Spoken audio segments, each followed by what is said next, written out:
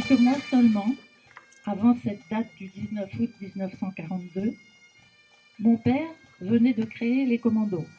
Et quelques semaines plus tôt, une troupe d'élite sortait tout juste du très ardu stage commando d'Aknakari en Écosse. Il formait la première troupe du numéro 10 commando qui n'existait en fait que depuis un mois. Ce fut donc une toute nouvelle unité qui allait connaître sa première opération. Le 15 août, à 16h30, mon père reçut l'ordre de choisir 14 hommes prêts à partir avec leur équipement complet.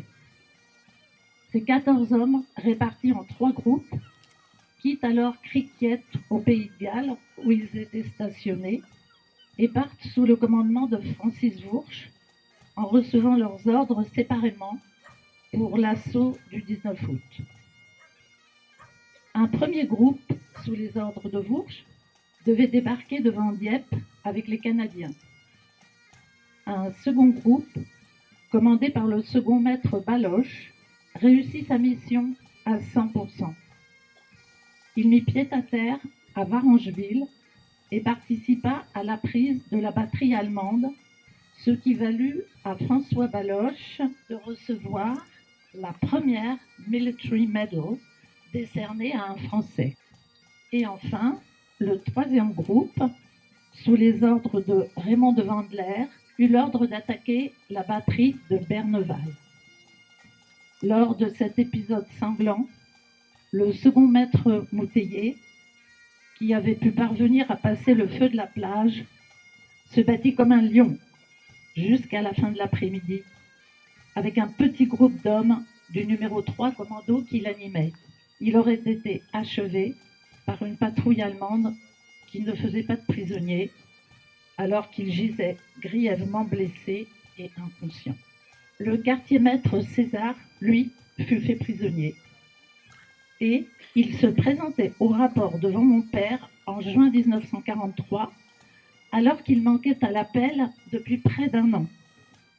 Il s'était en effet échappé en brisant les barreaux du wagon du train qui le transportait en Allemagne, puis traversé la France et l'Espagne jusqu'à Gibraltar après un séjour dans les geôles franquistes de Miranda.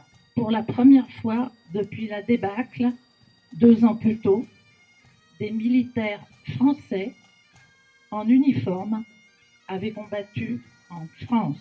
Qu'ils soient tous ici aujourd'hui, remerciés et honorés aux côtés de leurs camarades canadiens et anglais, et que ces hommages perdurent de génération en génération afin qu'ils ne soient jamais oubliés.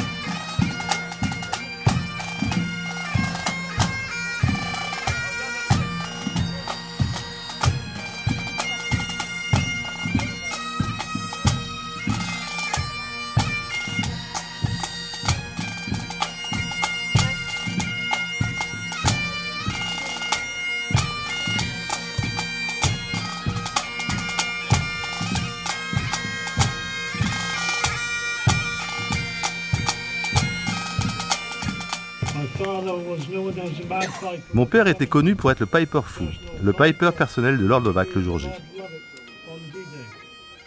Il a joué de la cornemuse sur Sword Beach à la demande de Lord Lovac. Pendant qu'il marchait, les balles et les obus étaient tirés autour de lui et les hommes tombaient au sol. Comme un fier écossais, il continuait à jouer de la cornemuse comme Lord Lovac le lui avait demandé, pendant que ses camarades débarquaient.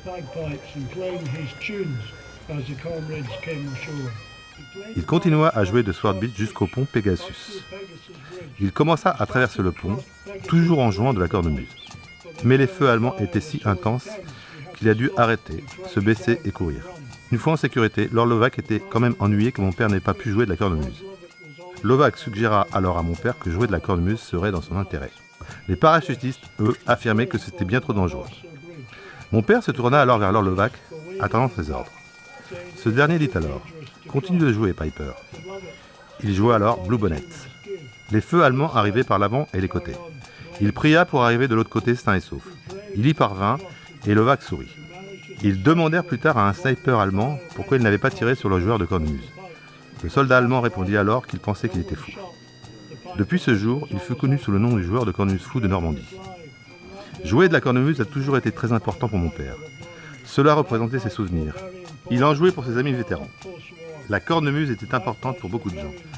Elle représentait beaucoup pour mon père, qui en jouait pour rester sain d'esprit après la guerre.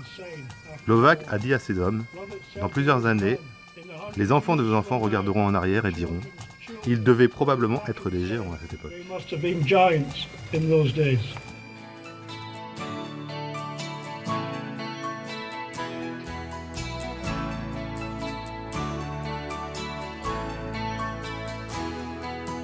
Stood at Dieppe and we'll never forget the morning of August 19. We were told hit that beach, it's well within reach, just 65 miles of channel between. We left England's shore in the darkness of war. This time the weather was clear, but at 3:45 German trawlers came by. To a man we all asked, why the hell are they here? Merci d'avoir répondu à notre invitation que nous avons voulu placer sous le signe du souvenir et du recueillement. Comme chaque année, nous nous retrouvons pour nous souvenir, mais surtout pour rendre hommage à ceux, valeureux soldats qui ont traversé la Manche pour arriver sur nos plages ce matin du 19 août 1942, qui ont vainement tenté de neutraliser la batterie Goebbels sur la falaise de Berneval. Ce sont de jeunes hommes volontaires qui se sont engagés en 1940. Souvent, ils n'avaient pas l'âge requis. Quand Freddy Walker arrive devant Berneval, il n'a 18 ans que depuis 3 semaines. Roy Kahneman, qui est ici, a abattu un avion allemand en 1940. Il n'avait que 16 ans. Ils ont participé à tous les raids et débarquements en Europe. Ce qui les a peut-être le plus affectés, c'est d'avoir libéré le camp de concentration de Bergen-Belsen. Ce sont des héros, mais des héros qui ne se sont jamais pris pour des héros. Et c'est avec une profonde tristesse que j'ai vu la plupart d'entre eux nous quitter, comme Freddy et John l'an dernier. Ne nous les oublions pas. Aujourd'hui, c'est avec plaisir que nous accueillons leurs familles. Je tiens à remercier et à saluer le travail des associations qui œuvrent pour le devoir de mémoire, les anciens combattants, Jubilé, Je me souviens, Bunker Archéo Dieppe, Stéphane Saint-Martin, Le Souvenir Français, France Normandie, 44, des associations ou des personnes que l'on retrouve sur tous les sites de commémoration.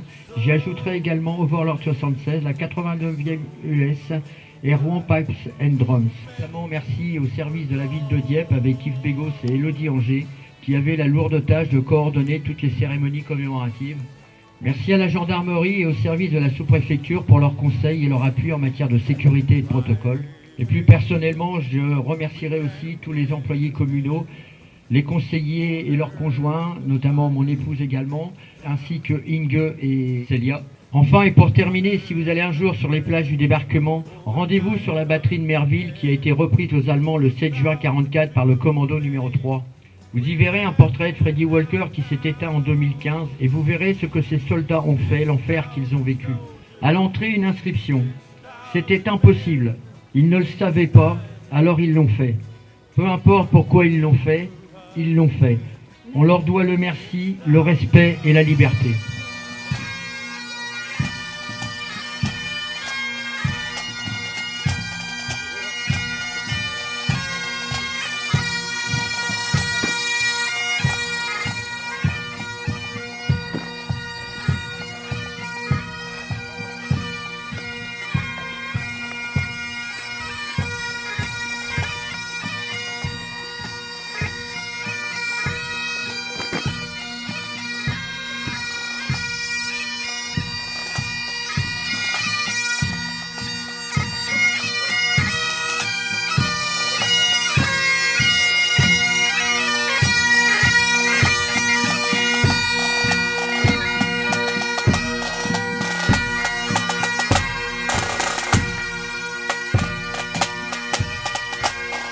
Voici à nouveau réunis pour célébrer le sacrifice de milliers de soldats venus d'abord du Canada, mais aussi de Grande-Bretagne, de Pologne, de Belgique, des États-Unis, d'Australie, de France, pour restaurer la paix.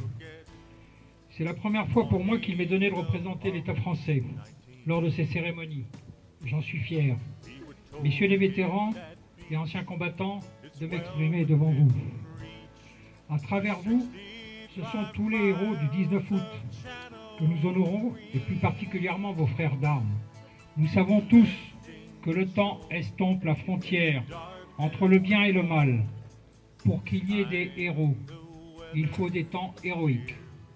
Mais s'il est vain de ne vivre que dans le souvenir, il est illusoire de prétendre vivre et grandir sans mémoire. Refuser l'oubli et les combats du 19 août, c'est d'abord cela, savoir distinguer le bien du mal, apprendre que le courage est plus fort que le renoncement et se souvenir que la lutte contre l'oppression est un éternel combat pour l'homme. C'est pourquoi une célébration comme celle-ci est capitale. Face à la tentation du bien moderne de tout relativiser, elle nous rappelle en exemple que la défense des valeurs de notre civilisation et la lutte du bien contre le mal demeure un devoir et une nécessité. Je suis sûr aujourd'hui, vous qui êtes venus rendre hommage à ces soldats, vous qui êtes venus leur témoigner votre reconnaissance, que vous direz avec moi à tous ces soldats du commando numéro 3, aux membres du commando Kiefer, aux 40 Rangers de l'US Army et aux régiments canadiens et britanniques. Dormez tranquilles, ces galets où vous êtes tombés, nous les foulons avec respect et leur roulement dans la mer nous rappellera toujours ce que nous vous devons.